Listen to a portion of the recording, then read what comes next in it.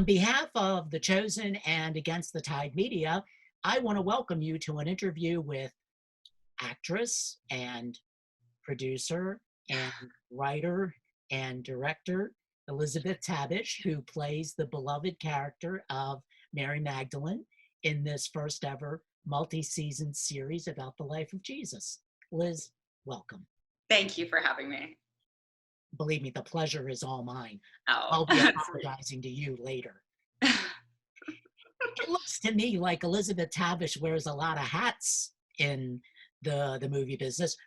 We'll go into that a little bit more later. But most of the fans of The Chosen probably only know you as an actress. So let's start there. Can you tell us a bit about your childhood, your background, your ambitions, your education? Yeah, so I was always really creative.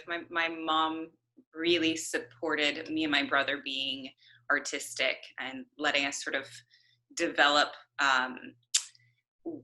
the areas that interested us the most. And so my brother's a musician, and when I was really young, I started drawing, and in, I'd say, 5th grade into middle school, I started playing with cameras and camcorders. Me and my friend Cami, we would like make fake commercials, and we did little mockumentaries, and I was fascinated with the idea of editing. And at that time, it was all on these big bulky camcorders, and editing was like through the VCR, and the dream of being a filmmaker was so far away. And I had no idea how to actually like work on film or anything like professional. So I just kept playing with cameras as a hobby. And then I was in a small town in Oklahoma. There wasn't that much to do. So I spent a lot of my time reading and writing, and there was a community theater called Town and Gown Theater. And I started getting involved in that in, I think it was junior high. And then doing theater classes in school and into high school and then college. And I kept thinking it was this hobby for most of my life. And then finally, when I was in college, I was like, I guess I'm still doing this. I kept changing my majors. I wasn't sure what I wanted to do between journalism, English, and theater. We didn't have a film production degree. So I just sort of mixed and matched the classes that I really wanted to do, and my professors were all really supportive of like me doing film projects for an English class or writing, my own play in theater. So I was given this space and freedom and support to really develop all the elements of art and mediums that I connected with. And so I got my undergrad in film theory and film studies. So I got to watch a lot of films and analyze them. And then I got my master's in theater and in directing.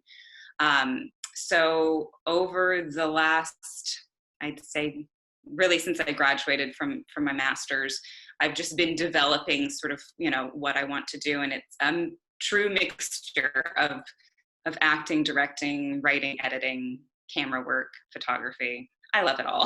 I really do.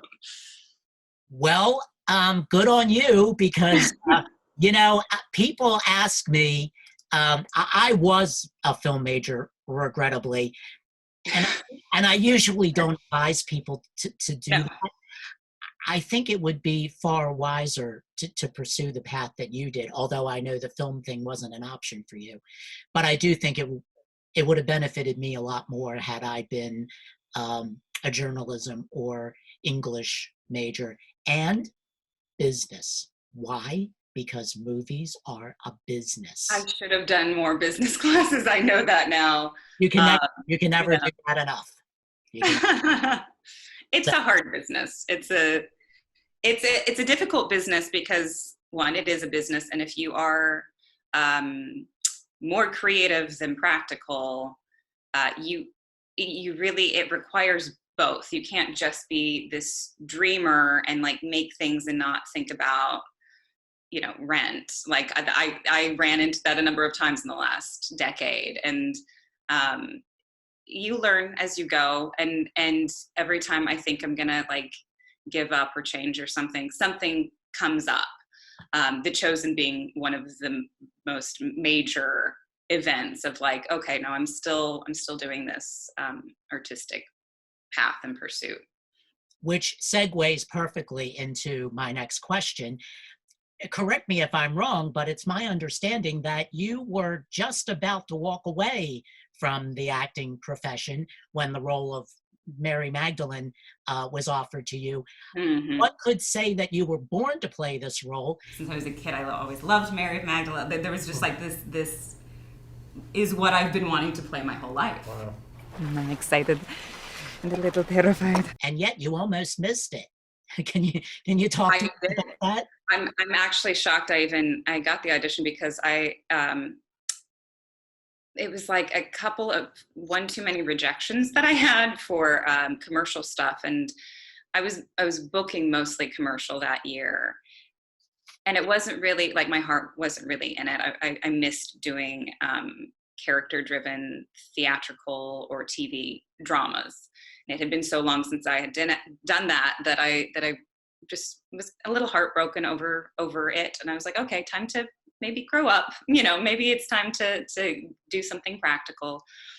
And so I was sort of just down on the whole thing. So I emailed my agent and I said, I just stop submitting me for a little bit. I need a break.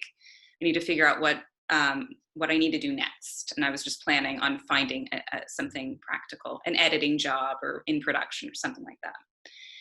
And he ignored that request, thank God, and submitted me for Lilith and Mary Magdalene, and sent me the audition, sent me the sides. I read it.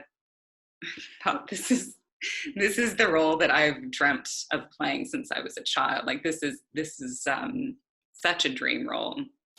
And so the idea of like not getting that, of like auditioning for something that I loved so much, and then I was like, okay, if I don't get this, then I'm definitely out. But I went in, and there was a special sort of feeling to the whole thing. The lines were easy to memorize. It came easy. The accent or the dialect just sort of emerged. My great-grandmother lived in Tehran and was Armenian and Italian. So growing up and hearing that, I pulled from that. So it was a special character that I just sort of immediately connected with. And so it was one of the more natural auditions that I've had. Didn't feel like I was forcing anything. And then of course I waited for like 2 weeks for a callback. I thought I didn't get it. It's done. And then the callback happened, and Dallas was there, and I read with Justin Overlander, who was so sweet, and we just all kind of cried at one point. And I don't think the casting directors, or I don't think Dallas, but me and Justin were crying in the scene, and I think Dallas stopped me in the middle of a scene. He was like, "All right, that's enough. We've seen it." And then I was like, "That's either really good or really bad." And then on my drive back, I got a call from my agent saying I booked it, which never happens. You never find out that quickly. So yeah, it felt like it was meant to be, meant to happen. It almost sounds like God knew what he was doing here, even if Elisabeth Tabish didn't. Yeah, it was a nice surprise. Besides, I want to talk a little bit about the character of Mary Magdalene now. Besides Mary, the mother of Jesus, and Martha and Mary, the sisters of Lazarus, Mary Magdalene occupied a very special place in the life of Jesus. And I'm not referring to those bizarre theories that I won't dignify by name. Her special place is that God allowed her, among all the disciples, to be the first to discover the empty tomb. And as we all know, in Jewish society, women were regarded as unreliable witnesses and were forbidden from giving testimony in court. What a remarkable honor for Mary Magdalene to be the first to say, I have seen the Lord. after his resurrection, and not Simon Peter or John the beloved disciple.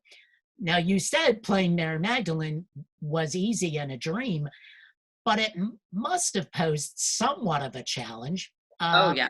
Because you either strongly identified with the character or you had to do a lot of research. I strongly identified with both Lilith and Mary. And I when I say it was easy, it wasn't easy, but connecting with her was effortless. To sympathize with her, I think, to feel and recreate her pain for the before. I connected with that really easily.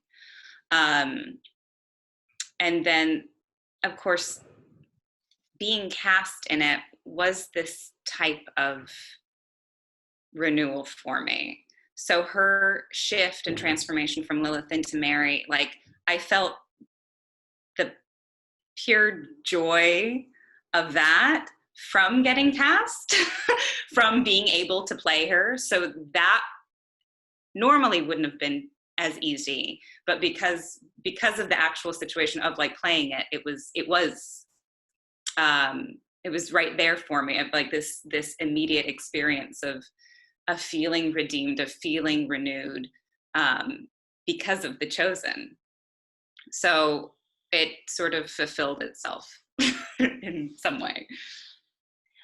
Well, I was deeply affected, as I'm sure a lot of fans were, by the exorcism scene in The Chosen, in which Jesus delivers Mary Magdalene from the 7 demons.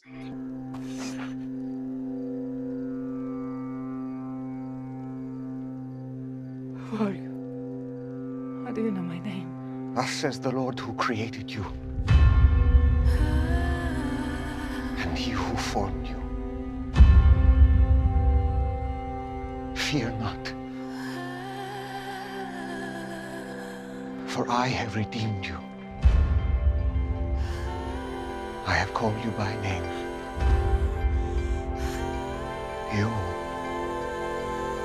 are mine.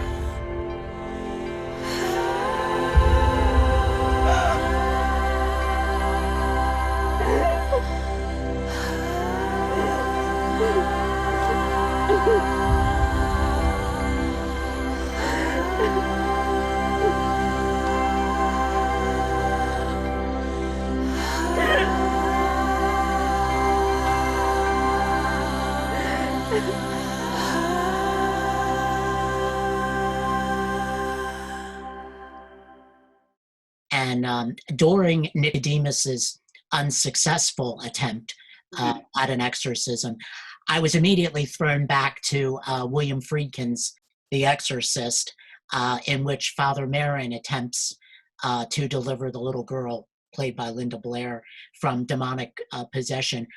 I don't know about you, but The Exorcist is probably the scariest movie I've ever seen, or probably ever will see. I can't and I won't watch it. Yeah, I've seen images of it, and I think I saw like the first half on TV once. I'm like, I can't finish this film. I think they did a wonderful job in The Chosen of not, well, while I was in the makeup chair getting the Lilith makeup on, of they did like extra veins and blood and everything. It was dramatic. Dallas came in and he was like, just a reminder, like, this isn't a horror film, so we're not trying to scare anyone, right? Nothing over the top, nothing so theatrical. So when I went into that scene with Nicodemus, it was more about being in so much pain and turmoil. And I really try to focus on more physicalities of, you have to do it so many times, groveling around on the floor. So I tried to just kind of hone in and focus on like repeating the same actions for each take. So editing could work, and just kind of focusing on sort of animal pain, like deep pain, instead of getting too caught up in what Hollywood has portrayed exorcisms and possession to be, which is over the top scary and meant to horrify, I think. The Chosen is not meant to horrify. It is meant to show redemption. So I think they did a good job with that.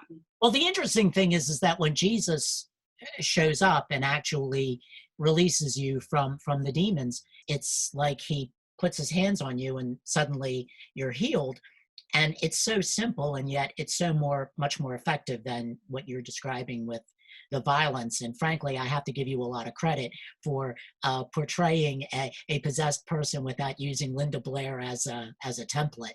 I just followed the script. Lots of growling and kind of yelling, and I tried not to think too much about that. And even the end of episode 1 of the successful exorcism, I tried not to overthink that as well, because you don't want to over dramatize something that like doesn't have to be. Like a change of heart, if someone is transformed and their fear and their shame and guilt and past is washed away in an instant, that's all internal. Like you wouldn't see that, you feel it. Him holding her at the end, like that is a beautiful image of just like suddenly she's protected and loved and can feel love and has lost all the pain she's been clinging onto. And I think the powerful thing is people watching it now, of seeing that and then experiencing that themselves. Of course, it's not going to be big and dramatic. It's internal. you can't show that. You feel it. That's a good point. The internalization is, and I'm certain that as an actress, it's harder to do that, but it's much more effective when you do it that way. Since we know that Mary Magdalene will be present at the crucifixion and the resurrection, oops, I just gave away the ending. If anyone hasn't read, yeah. No, I didn't. Sorry. No, I didn't. Know that. Are you prepared to continue your role as Mary Magdalene if it's offered? This role is more than just an acting role. It means a lot to me. It means a lot to see the audience responses and how moved people have been and them reaching out, and like I'm on board with it until the end. I think the writing is special. I think the whole production is special.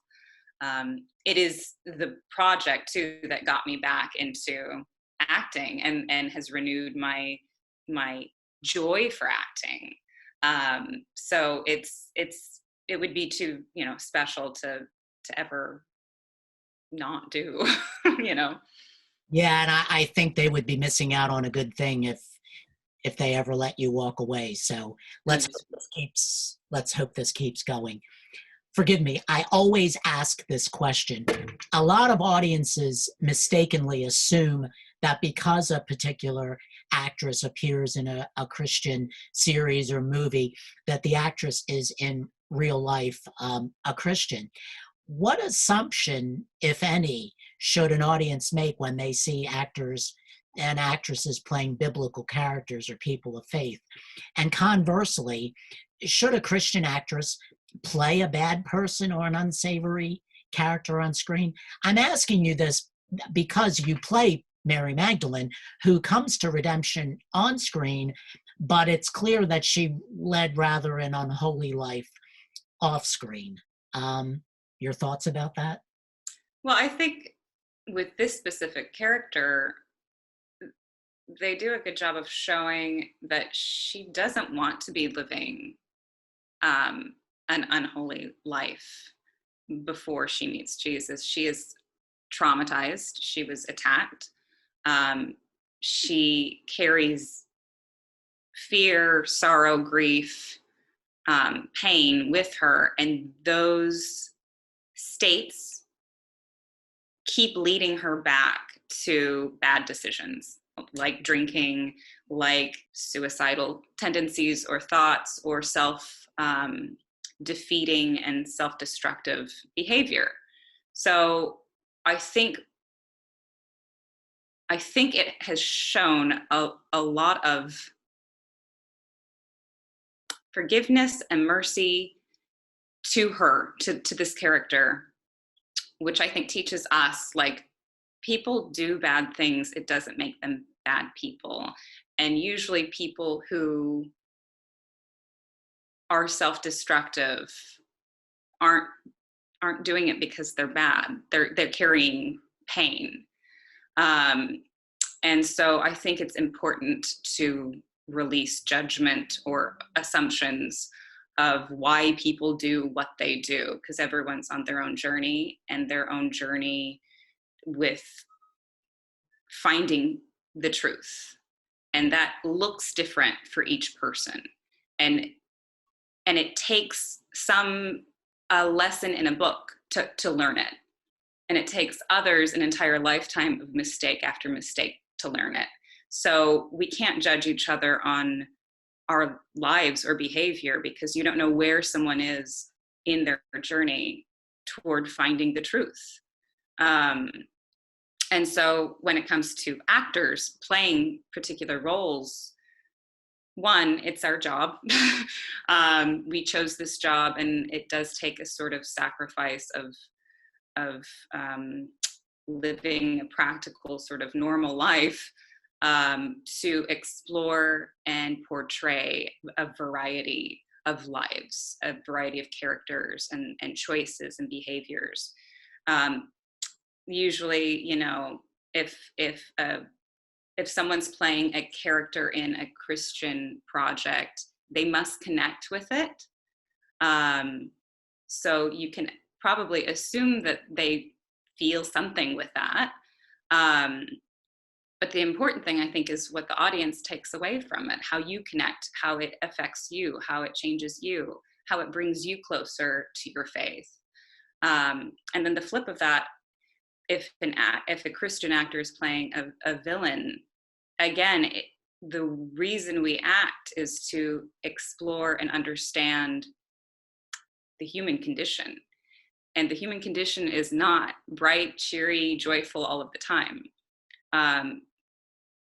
Humanity is complex and varied, and stories and storytelling requires going into the depths in order to find the light. It requires exploring pain and fear and grief and bad behavior sometimes, to show redemption and that love and that relief of all of those things means so much more after you go through the pain. And I think that's maybe why even the Lilith into Mary story has resonated with a lot of people. If life is just perfect for someone, they can go along and not really think much about the need to be saved. So sometimes I think it's our dark fears and pain that actually lead us to love and to truth, and we're forced into seeing like what is important, and it's taking care of each other, it's loving each other, it's forgiving each other, it's forgiving ourselves. I was one way, and now I am completely different. And the thing that happened in between was him. And it's connecting with God in your own way, not in a way that somebody tells you how to do it. Like it's important that we find our own journeys. So when it comes to acting, that's each actor's journey. And when it comes to audiences, it's important for you to take what you take from it. That's you know, the whole purpose is for viewers. How heartbreaking and how I rarely ask follow-up questions, but I must ask this. Mhm. How heartbreaking and depressing is it for an actress to get a role to play a character that you're pretty sure you're going to be embarrassed by later, and it has nothing to do with you, and you're torn between taking the job because you need to work and having to be selective about the types of roles that you want to play in front of a camera? I think you learn as you go, especially for women. There aren't that many good characters written for women, especially 20s into 30s age range. It's getting better. I'm seeing that it's getting much, much better. But if you dream of being an actor and that's you know, your passion, there are limited opportunities sometimes. And you know, I think it's very easy to take opportunities because they're the only ones. It's actually why I started getting a little bit more focused about filmmaking and directing and writing, because I was getting very disappointed. I was having to turn down a lot of auditions because I was tired of reading, you know, these scenes that were either really vapid or inappropriate, or I just didn't want to keep adding that into the world. And you know, I think it's kind of up, if that is a problem for actresses, I think it's important for us to be the ones that change that, because no one's going to do it for us. We have to write our own stuff. We have to write our own stories and the characters we want to play. So the bright side of that is it inspired me to start directing and writing. But you know, when you're young, you just want to work and you get paid for, you know, a character or a role that you wouldn't normally want to do, but it's, you know, you got to pay the bills, or you got to you think that it's going to help your career, or you're advised to take it by agents, or, you know, there's all sorts of pressures for actors and actresses. But it's up to us ultimately, and that's what I've learned. It's like you have to be willing to say no if you don't agree with something. And it took me a little while to realize that. Even with like commercials, sometimes like I've turned down some things that I don't agree with their policies, and so I'm not going to represent them, you know. But I think it takes a little bit of age and experience and maturity to figure that out and find out where you stand on certain things. Well, you segued perfectly into my next question, because now I want to talk about the Elisabeth Tabish on the other side of the camera, and that's the producer, the writer, and the director. And for those of the viewers who don't know, you're the co-founder of Menad Productions, which is based in Austin, which has produced a number of short films in a very wide range of genres. One of the short films you produced and directed is called Mother's Day, which garnered you a number of awards in Best Narrative Short in Chicago, Best Director, Best Actress at the Grapevine Film Festival, Best Short at Lone Star Film Festival. First, we should make it clear that if you search for Mother's Day on the internet and want to look at it, we should advise you that it contains some mature themes and it may not be appropriate for all viewers. But having said that, the movie does deal with issues that are as relevant today as they ever were. Can you talk to us a little bit about Mother's Day? How did the film come about, and why was it so important for Elisabeth Tabish to be the director and the producer? Well, it was written by Janet Travis. Janet and I were in some acting classes together a couple of years ago, and she always mentioned her wanting to write a story about her childhood and how it affected her her life. And over the years, I was like, well, write it. I want to read it. Let's do this. And so one year, 2.5, I think, years ago, or 2 years ago, I was on a roll, and I started producing and directing a number of short films, and I was just doing one after the other, exploring different female archetypes and empowering female characters and all these different film genres. And then she came to me sort of near the end of that, and she said, I think I've got a script for you. And so she came to me with it, and I read it, and it was heartbreaking. But also there was a really sweet, redemptive quality to it. It was trying to understand emotional abuse, trying to understand where it came from, why it happened, and how to forgive it and move on from it. And so we set it in a different time period just to sort of keep this distance from it being semi-autobiographical. It's not fully, but it was inspired by behaviors from her childhood. And it goes back a couple, or the generation before, to reveal generational abuse and how it's cyclical, and how it affects families for generations, and how to end it, and also like forgive it, and sort of start anew.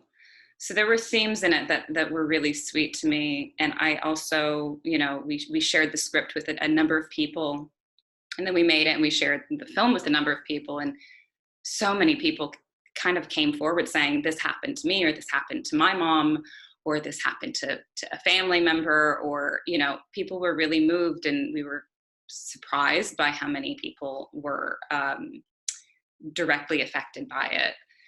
So we realized this is an important story to tell, to show how this happens more often than anybody realizes, and that you're not alone if you're a victim of this, that there are so many other people, men and women alike, who have been affected by it. And so it has become an audience favorite, partly, I think, because of that, and partly because it's in this very vintage Alfred Hitchcock sort of style. So it's a little removed, which I think makes the subject matter a little bit more palatable.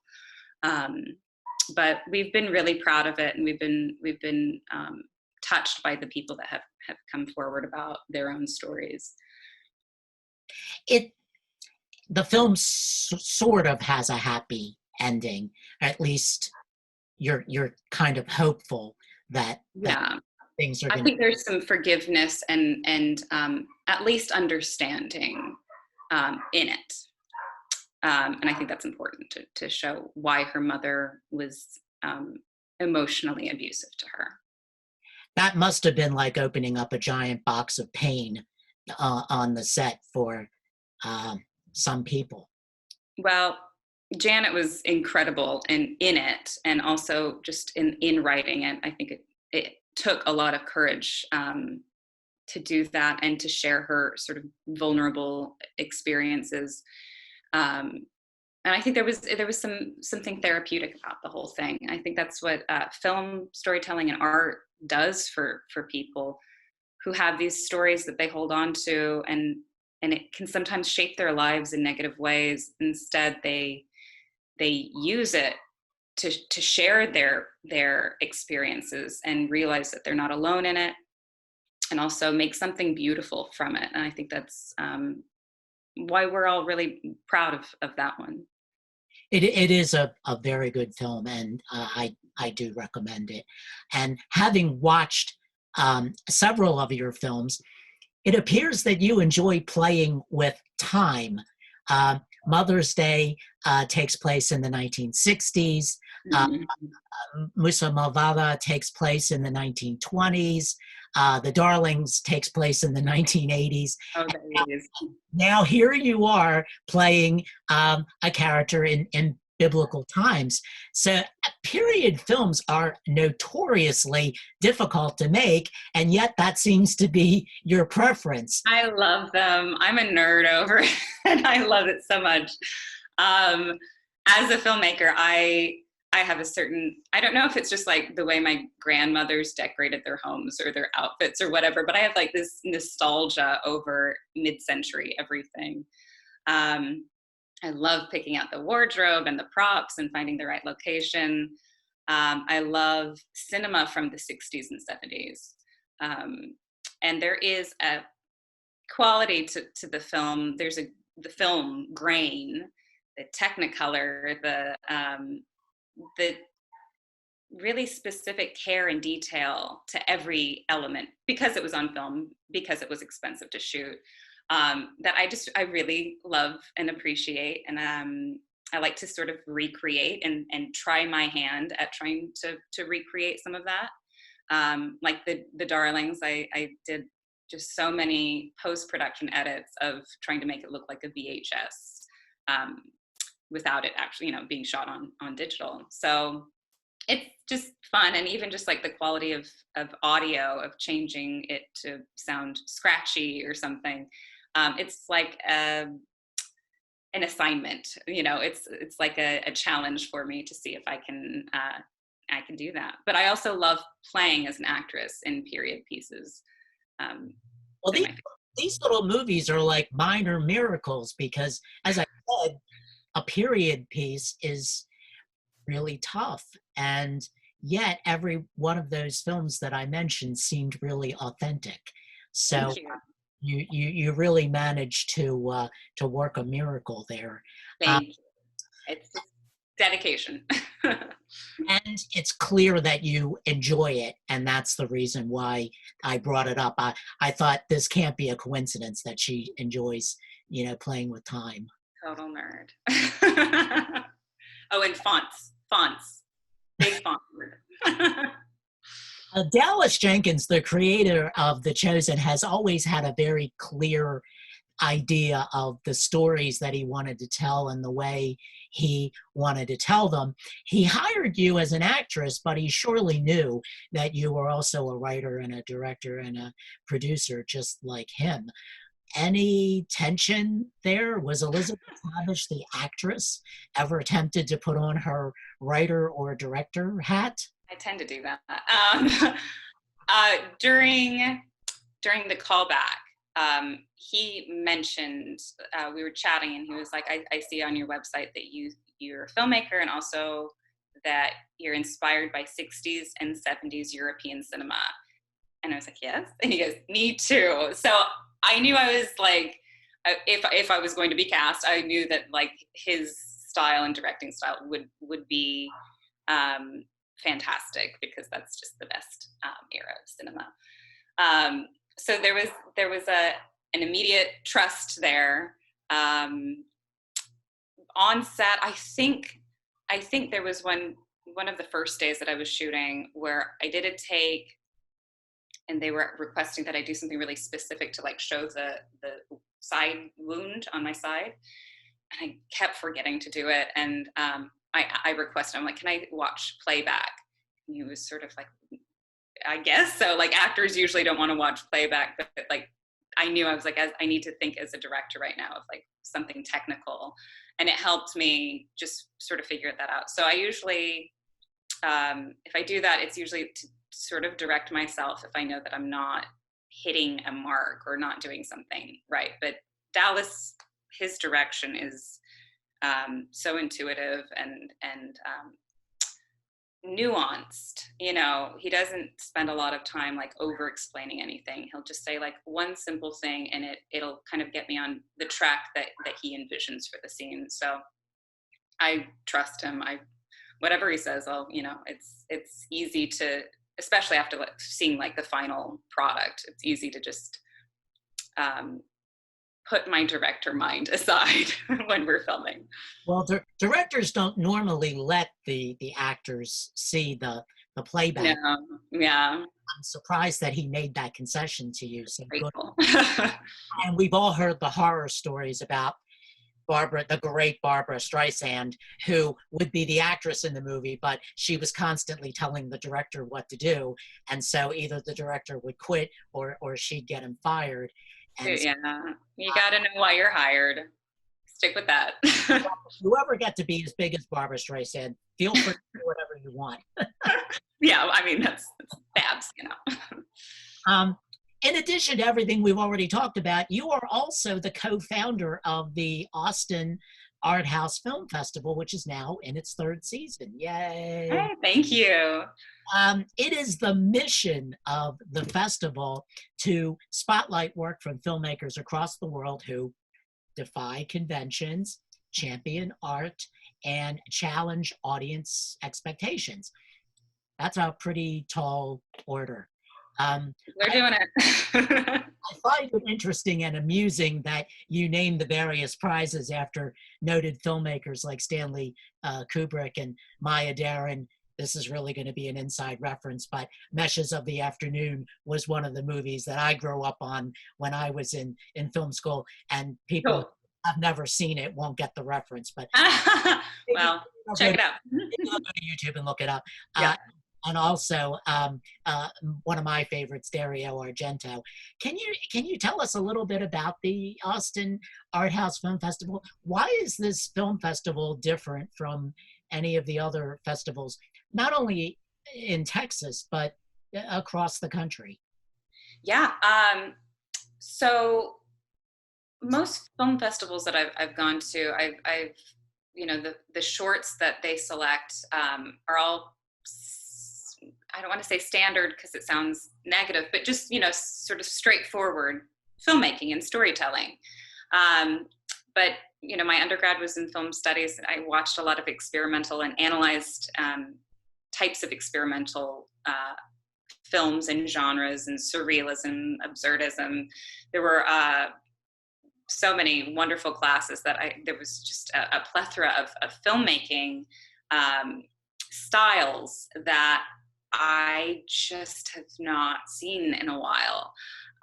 There is still art house cinema in the world. Hollywood still produces, I mean, A24 does quite a bit of art house cinema. But I was just wanting to see independent filmmakers do that. So I wasn't sure where to find that, where to watch that. And so my friend and I, Giselle Marie Munoz, we were talking about what we were wanting to see in Austin and what we felt was sort of missing from the film scene and from the festival scene. There are really experimental artists, theater, musicians, but like we just felt like, where's the experimental film? So we tested it out one year just to see what the response was going to be. We opened it up on Film Freeway to filmmakers across the world, and we were so amazed at like what came back to us. I think the first year was about 200 submissions. They were all short films all over the world, some of the most artistic, visionary, beautiful films that just blew us away. So really, we were excited to share them at the AFS Cinema, which is the art house cinema that Richard Linklater created in Austin.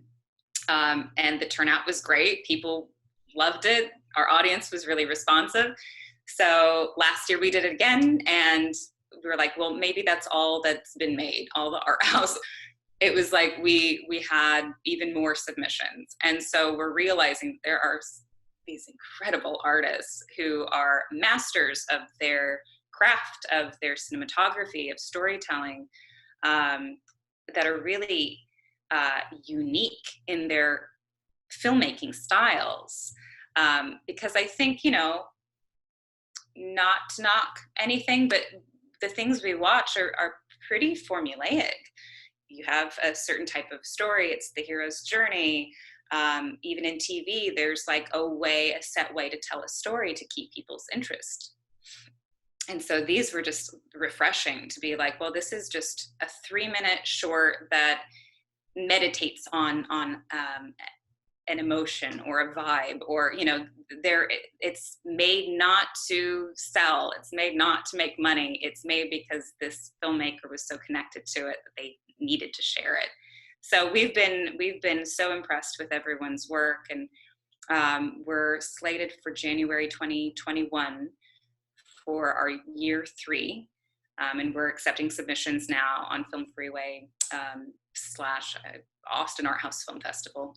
And then because of the quarantine, we've decided to do a quarantine 48-hour film contest last weekend of April. So I think April 24th through 26th. We're opening it up to anyone who's not a filmmaker, wants to be a filmmaker, already a filmmaker, to make an art house short in 48 hours, according to the prompt that we're going to share on the 26th. And then we've got 2 cash prizes, $250 for the jury award, which we'll choose, and then $100 for the audience favorite. So we'll be able to share those at the end of April.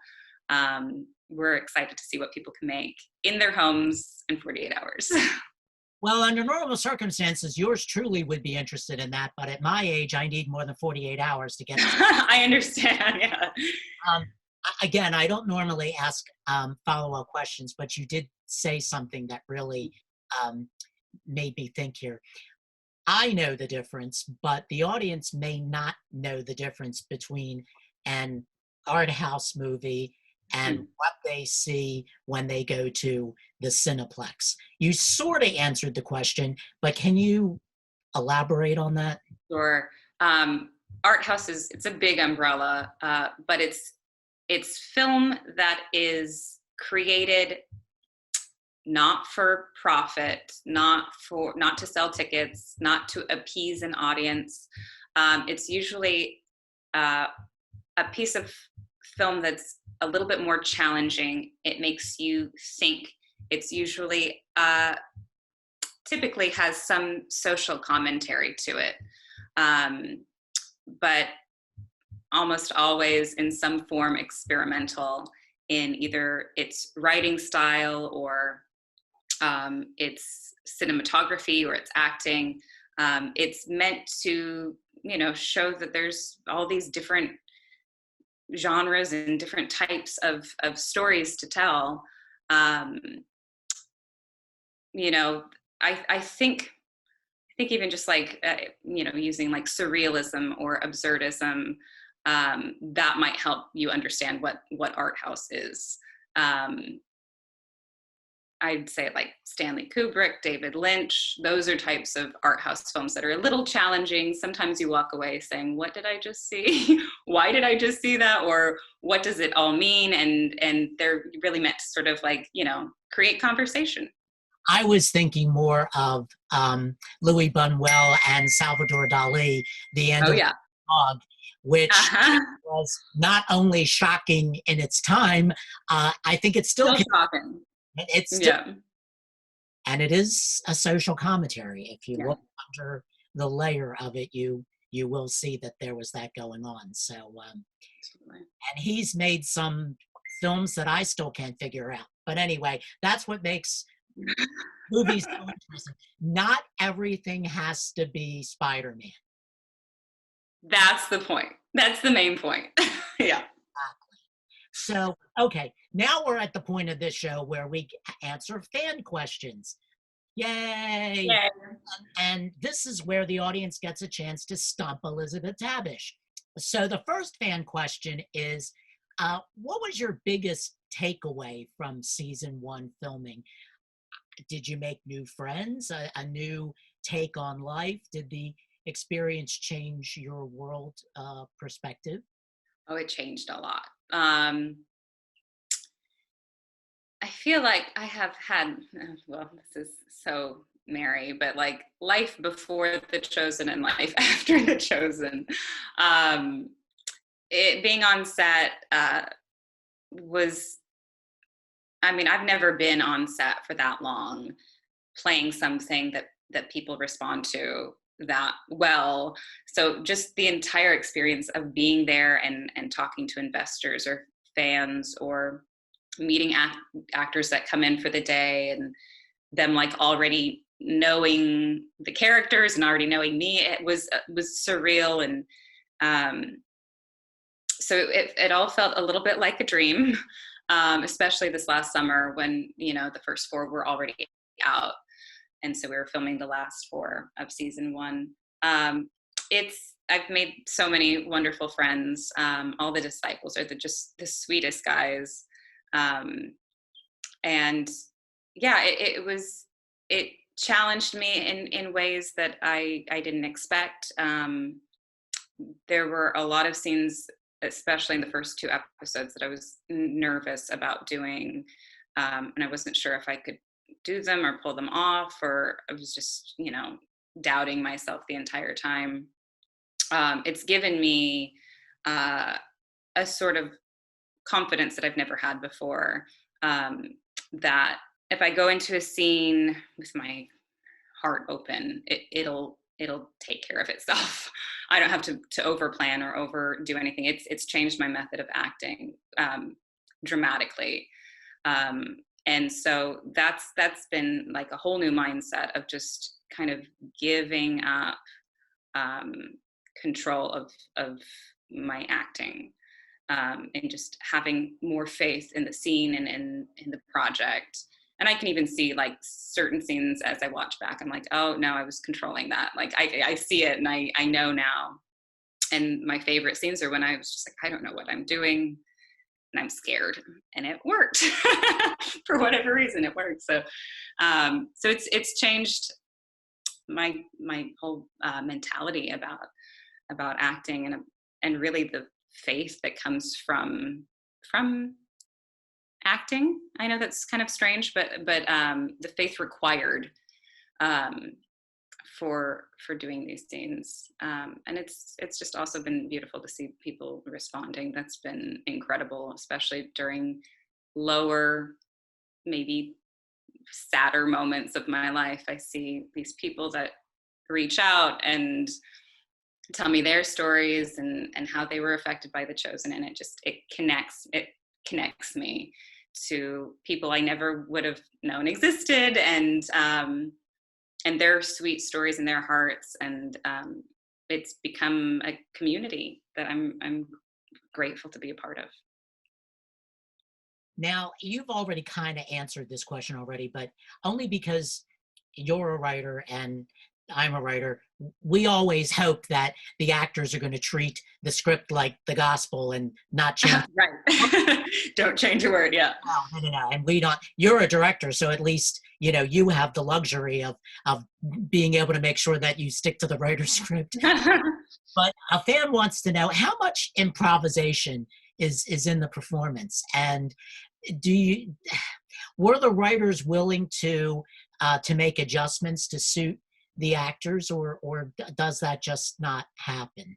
I don't remember any particular scene or line that was improvised. I think I tried to stick with the lines unless something feels weird saying, like maybe switching a word or two. I think the goal for writers and directors in any sort of project is just to make it as believable and realistic and natural sounding as possible. So I never felt any sort of like resistance if something needed to be changed, but I don't think anything did. I don't really remember.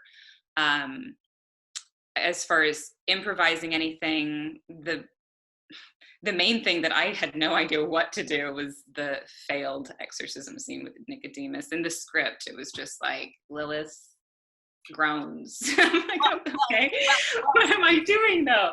And so it just took some rehearsal and practice. Well, you're speaking as someone who's never before been demonically possessed, so it wasn't like you could. I think actually during the rehearsal, I warned Eric. I was like, I'm going to be at 5%. Like, this is not what I'm going to do day of. Which I was giving him absolutely nothing to work with. But I was scared, and I didn't know what to do, and I didn't know what I was going to do. I didn't even know how to rehearse for that at home. But the day of, it was just, you just do it. You just, don't think about it, and just all action, no thought for something like that. And I might add on that because this is a series about biblical characters, I guess there's a certain, you have to approach the characters with a certain level of reverence. And maybe you've never had to do that before in your acting career, or have you? Not like this, no. I was pleased with the way they wrote it, where it's not so reverent that it's inhuman, that it's like not relatable. So I never felt like it was a block to anything, but there is naturally a reverence to it. You want to protect it, you want to honor it, you want to do it right, not just for the show or for the fans, but for Mary, for this historical person. So it's a delicate balance. You don't want to be so precious with it where it becomes like this removed thing. But I think the writing is there where it's human enough to not be too worried about that. A fan wants to know, and you may not have an answer to this, maybe you do. Does Elisabeth Tabish have a particular favorite verse, life verse from scripture? I have a few. The verses, and I haven't studied the Bible the way that a lot of people have. I connect to Christ's teachings, and there are a number that speak to me. The big one is love one another as I have loved you. That's always this thing that I go back to, and we all have to go back to. Like, that's the main one. When in doubt, I know that, I was raised in Oklahoma, so there was a lot of discussions about the Bible and arguments about the Bible, and using the Bible to win arguments, or using it to prove people wrong, or it was sort of used in this way that was sort of aggressive. And I just remember always going back to, like, first things first, like, love one another, and then we can discuss the specifics of what Christ meant. But I think it's also important that you find your own connection with Christ's words and what they mean to you, instead of someone telling you what they are. Going straight to the Bible and what he taught, and what it means to you and how you can apply it to your life is, I think, the most important thing. That judge not, lest ye be judged, is a big one. And I always find that the most judgmental people are usually judging things in themselves that they're projecting onto others. So it's just a revelation of, like, what they're maybe upset in themselves, about. So I think it's important to release judgment of others. It's none of your business what other people, where they are in their path. The whole point is to love them and forgive them and grow together. And I especially love the kingdom of heaven is within. And I think that is a really sweet message. And I think it is connected to love one another. I think the kingdom of heaven is within, the idea that we can have love and peace now. And it's up to us to propagate that. It's up to us to share that. It's up to us to share our love. And that can change, our lives, other people's lives. That changes the world. And I think there are so many interpretations of all of these things, but for me, those three are these sort of guiding points of when I'm a little lost or confused or hurt or something, going back to those of, release judgment of others, love each other, and know that, like, there is love inside, and God is with you always, even in dark places, always. I think those are three things that Mary Magdalene herself might have agreed with. So that was I connect with her. an excellent answer. You sort of touched on this already, but a fan wants to know, other than acting, have you done any singing or anything else in the performing arts? I know you've been big in theater, but is there a singing and dancing? Oh, no. I sang in some musicals in college and high school, but I am not a singer. I can carry a tune, but my voice is not a pretty one. I took some tap and jazz in college as well, but I haven't continued with it. So it's mostly just acting and filmmaking. But you did mention that your brother is a musician. I noticed his name showed up as a composer on at least one of your A number of them, yeah. So he's got all of the musical talent in the family. He's very talented. He plays piano, guitar. He writes other songs and sings as well. So he can do that. Take the reins. It's nice to see that the gifts were so evenly divided in this family. I tried playing bass once. I just don't. My fingers hurt. Like, never mind. You also sort of answered this before, but when you do take after take after take to get a scene just right, how are you affected by the scenes when you finally see the finished product? Is there a sense of, oh, I wish I could have done better, or geez, I really nailed that one? Oh, it's mixed. It's pretty mixed. It just depends on the scene. There were a lot of moments in episodes 1 and 2. Well, actually, no, it was all very mixed. It was like one scene where I'm like, yes, I'm so happy with that, and I'm glad they used that take, or they edited together maybe the best little moments and like it works. But I am a harsh critic of myself. So typically I'm like, oh, I wish I did that different. I wish I did that better. I wish I didn't make that face. So I'm usually pretty harsh, but there were a number of times with The Chosen. This is one of the first times where I've been like happy with the final edit of my performance. But I think that speaks a lot to the editors and the final, production and post-production.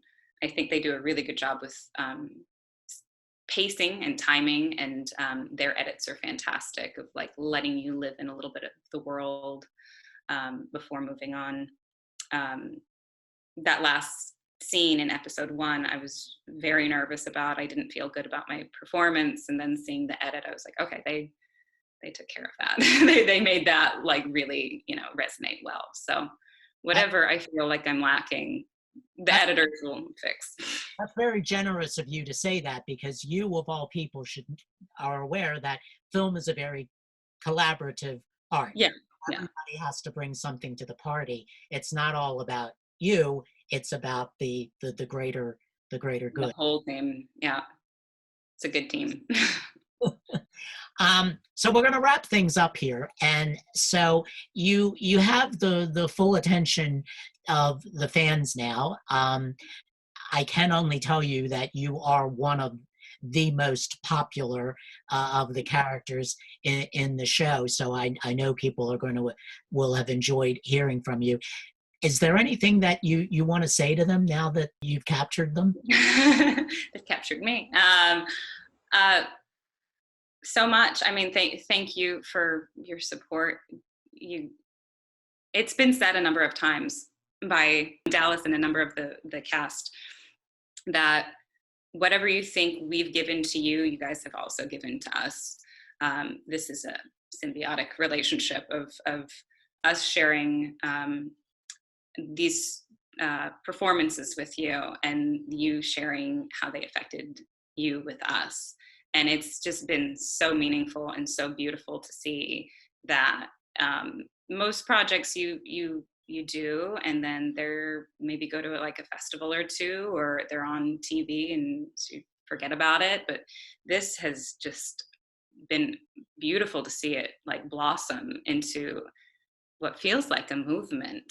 of people being connected to these stories and moved by them, and the fact that you guys are just sharing with us now how it's affected you is just it's really special. It's really different. I've never expected to feel something like this or experience something like this before.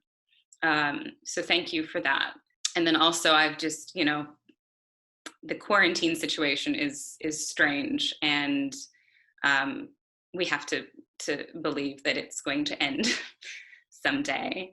But during this time, what I have found really wonderful is that this might be giving us some space and time to figure out what's important to us, and to use this sort of empty space and sense of the unknown to fill it with our gifts and your gifts and our love. And I think this is a good time to explore your stories and your hearts and share, try out new things that you never thought you would or could do.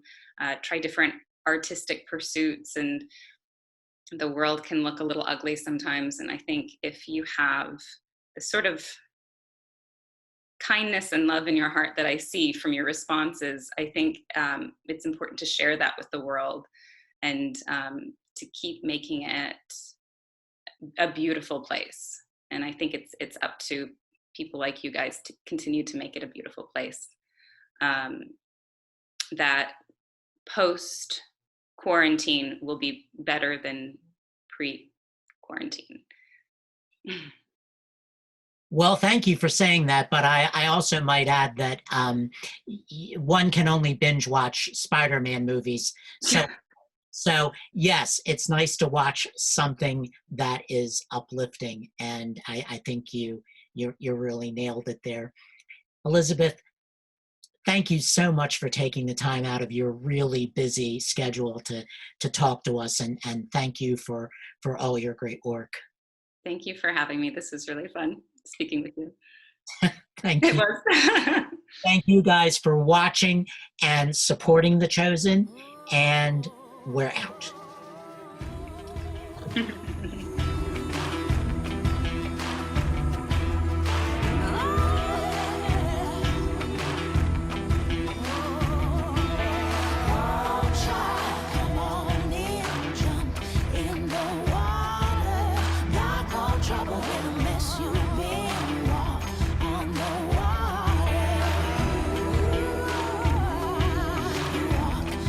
Hey, it's Dallas. I'm the creator of The Chosen, and yes, season 1 of The Chosen is complete, all 8 episodes. They're available right now. You can look up The Chosen in the App Store or Google Play, and we're easy to find. You can download it and be watching within minutes. And in fact, it's unprecedented technology. You can connect to almost any device you have directly, and you don't even need a subscription. So I hope you check out season 1 of The Chosen right now.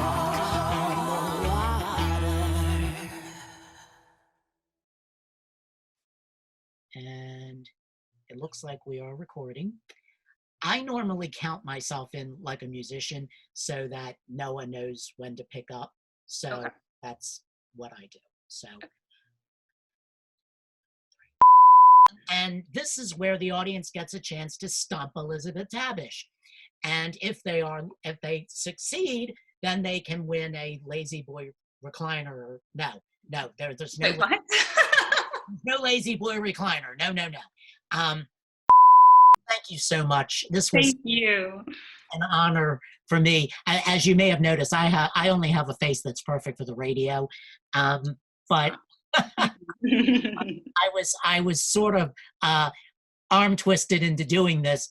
But this is the third one I've done so far, and all of them have been a blessing because I've gotten to meet people from all different perspectives. And you are so complex. I mean, you really embody the whole filmmaking art experience. Yeah, I like all sides of it.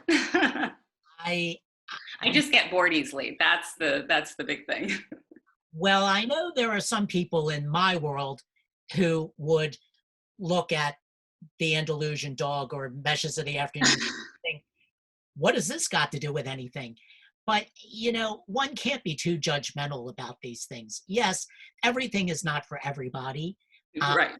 But one of the more frustrating things about this side of the business is that people do have a tendency to be very judgmental about things, and they like to put things into boxes. And Yeah. But, the point of art and film especially is to understand the human condition. And sometimes that looks really ugly or really confusing. But I still think that it's a way to process the human condition. And in so doing, I think it helps us evolve and grow and heal and understand others' plights, have sympathy for other people's lives, even if it doesn't look pretty, And the fascinating thing about you is that filmmaking in general has been very therapeutic for you. I mean, really, not so much for me. Well, if it's done for me, it's probably aged me, but that's a whole other story. It's aged me too. But it is interesting to see that you've been able to work through some very dark periods in your life, and filmmaking has really helped you. It has. Filmmaking and acting have both just kept me trucking along, helped me process, what it is to be human. As Woody Allen once said, that his biggest thing about being a director and an actor was sometimes he wanted to give himself too many close-ups. I hope It's just all on him the whole time. Knowing him, it probably was a joke, but nevertheless. So, hey, we're Facebook friends now. We're in each other's lives, and I don't want to lose track of you. So I sincerely wish you the best of luck. Thank you so I'm much. excited to see the next season of The Chosen. I'm also excited about the Austin Film Festival, and I'm serious. I wish I had something I could send you, but we're all in this weird frame of mind right now that if we were going to make films in our home, I don't think you would want to know what would come from me. But well, you're invited to try anyway. We'll, I'll submit a film to you, but I'll submit it under an alias. I'll submit it under an alias, yeah, under Rabbi Ellis Hertzgard, and then you'll have no idea that it's actually me. But no, really, thank you, Liz, for being such a good friend. I've enjoyed watching you tremendously. Thank you so much. I'm going to binge watch every single movie of yours and I know I'm going to love them all. So thank you so much. I appreciate it. Thank you. Let's keep in touch. Okay. Thank you. Bye. Bye-bye.